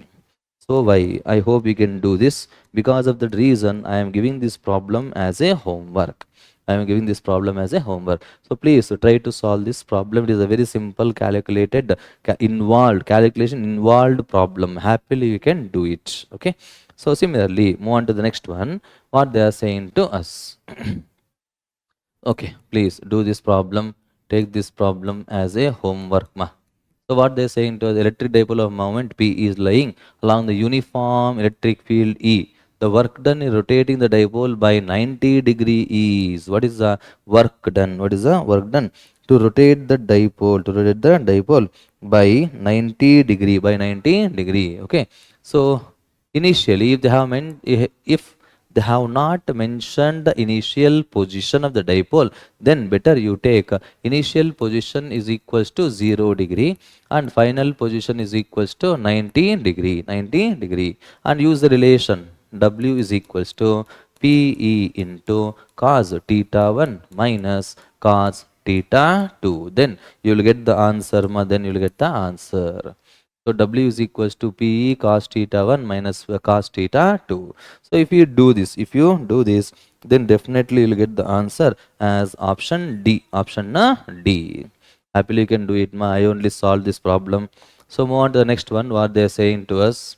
An electric dipole has the magnitude of its charge as Q and its dipole moment is P. It is placed. Okay. Please take this problem as a homework. Please take this problem as a homework. So please think and answer to this question. Please think and answer to this question. Then definitely you will get it. Definitely you will get it. And if you think you should get the answer as option C, please check it and comment your answer. Please check it and comment your answer. So move on to the next one. What they are saying to us. A point Q lies on the perpendicular bisector of electric dipole of dipole moment P. If the distance of Q from the dipole is R, okay, then electric field at the point Q is proportional to electric field. They are saying as a perpendicular bisector. So this is a minus Q and this is a plus Q. Let's say this is center of a dipole.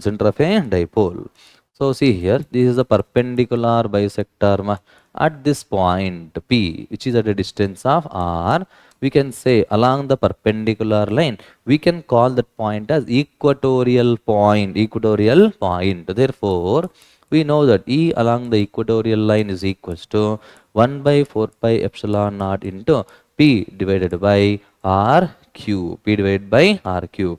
Therefore, we can say that electric field along the equatorial line is directly proportional to dipole moment, and electric field along the equatorial line is inversely proportional to R cube. Hence, we can select option D as a right answer. Option D is the right answer. Okay. I hope it is clear to you. Similarly, move on to the next one. So observe this. The formation of a dipole is due to two equal and dissimilar point charges placed at a short distance, long distance, above each other. None of these. Okay. The formation of dipole. So in giving the definition of dipole, I said to you that two equal and opposite charges, when it is arranged at a small distance, then it is said to be a dipole. So see here, minus Q and this is a plus Q. Both are separated by a small distance or a finite distance. That is called dipole. Okay. So please read this question. I hope we can do this. So please take this problem as a homework. They're asking us to calculate what is the torque. Torque is equals to PE sine theta. Torque is equals to PE sine theta. Okay. So just substitute the values and do simplification. Then you will get the answer. And it will be approximately, we can say 12 into 10 to the power of, if we do simplification, 12 into 10 to the power of minus 3 something, you should get it. Option C, you will get it. I hope you can do this. So similarly, move on to the next one. What they are saying to us. A sphere encloses an electric dipole with the charges plus or minus 3 into 10 to the power of minus 6 Coulomb. What is the total electric flux across the sphere? What is the total electric flux across the sphere? So please look at the board. This is the sphere. This is a sphere. Inside this, there will be a dipole. Minus Q and plus P plus Q. So what is the total electric flux here? According to Gauss law, total electric flux is equals to 1 by epsilon naught times the net charge. We can say Q minus Q. It is equals to 0.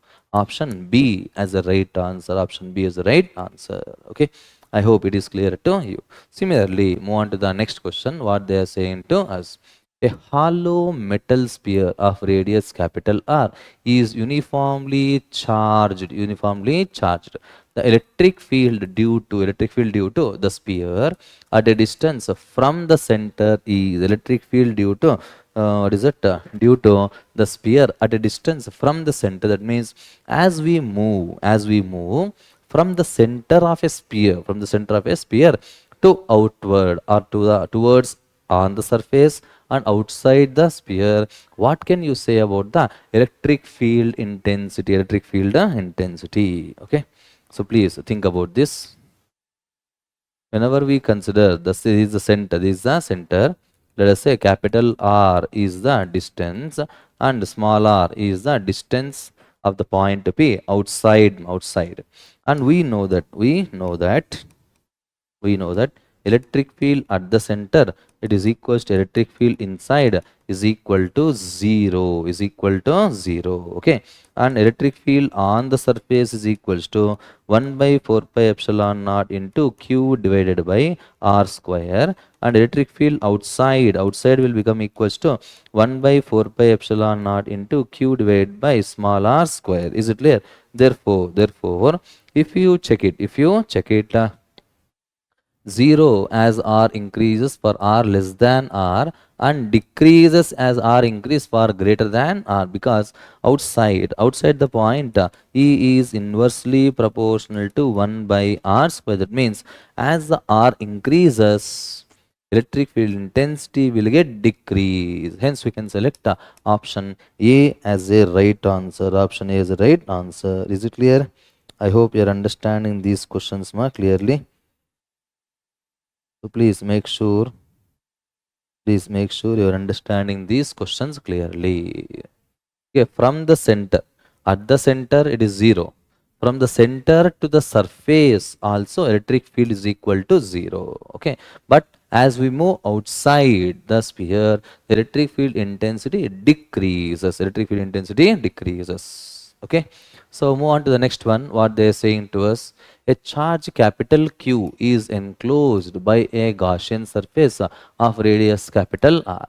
If the radius is doubled, then the outward electric flux will be. So see here, what they are saying: there is a charge.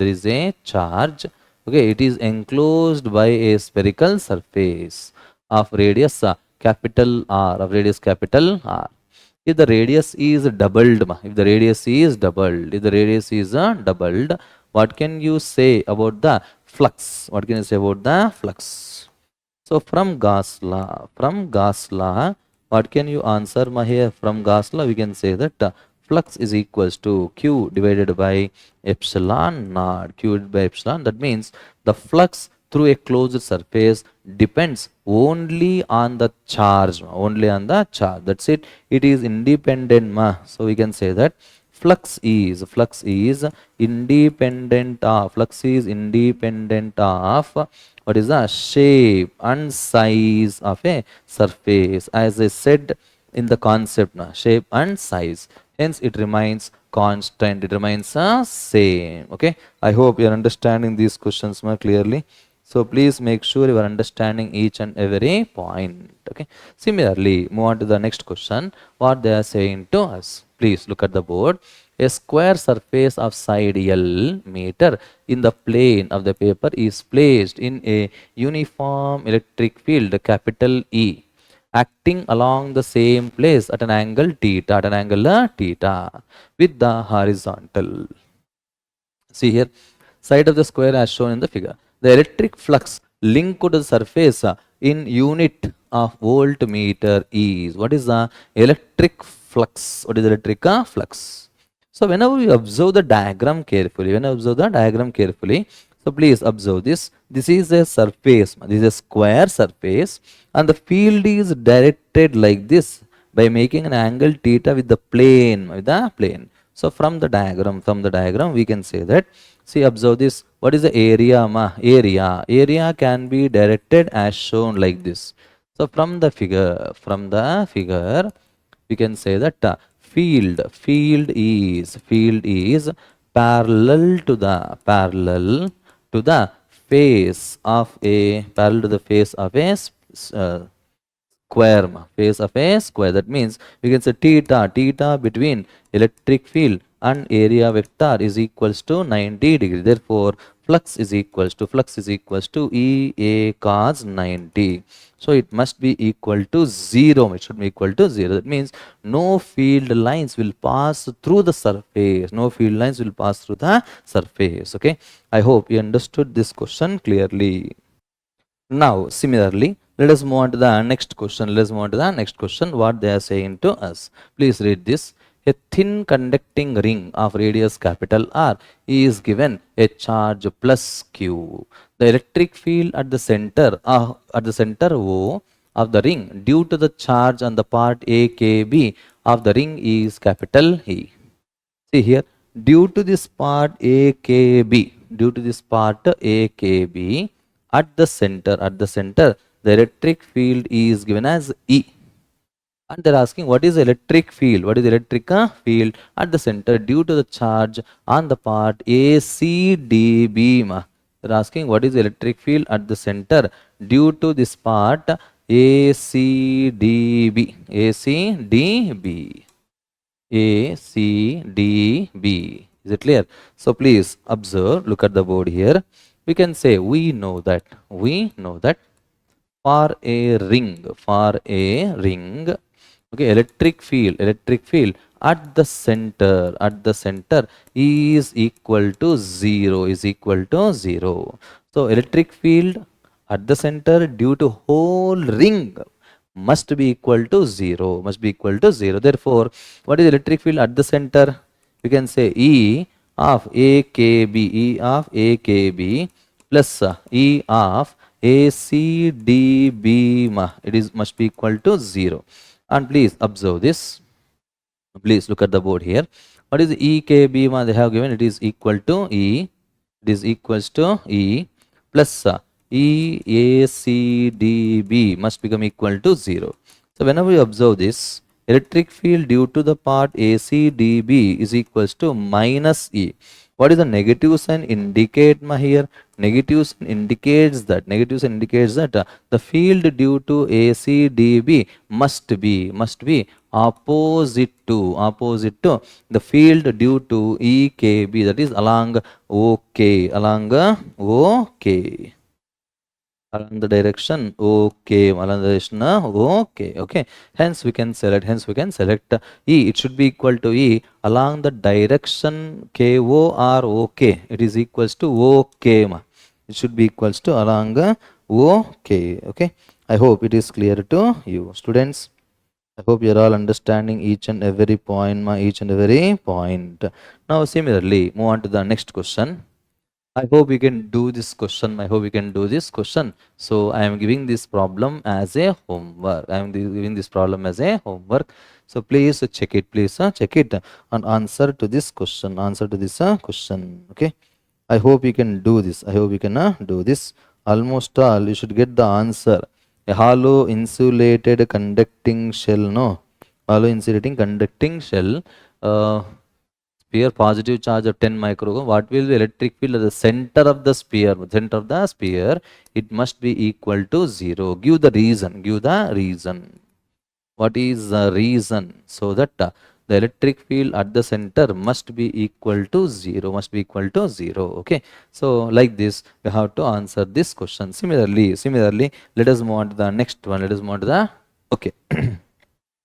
So these are all the questions which I have considered to explain the few models related to the chapter electric charges and fields. Okay, I hope you enjoyed the session, and please practice these formulas or these concepts as many times as possible, and believe in yourself and believe in me, that is no question will be asked out of these concepts. If you learn this concept perfectly, then easily you can answer the questions from in your NEET entrance examination. Okay. So by saying this, I am going to end my lecture. We'll meet you in the next class with the next chapter in the next video. Until then, please keep preparing. Don't waste your time. Okay. So thank you very much. Bye bye.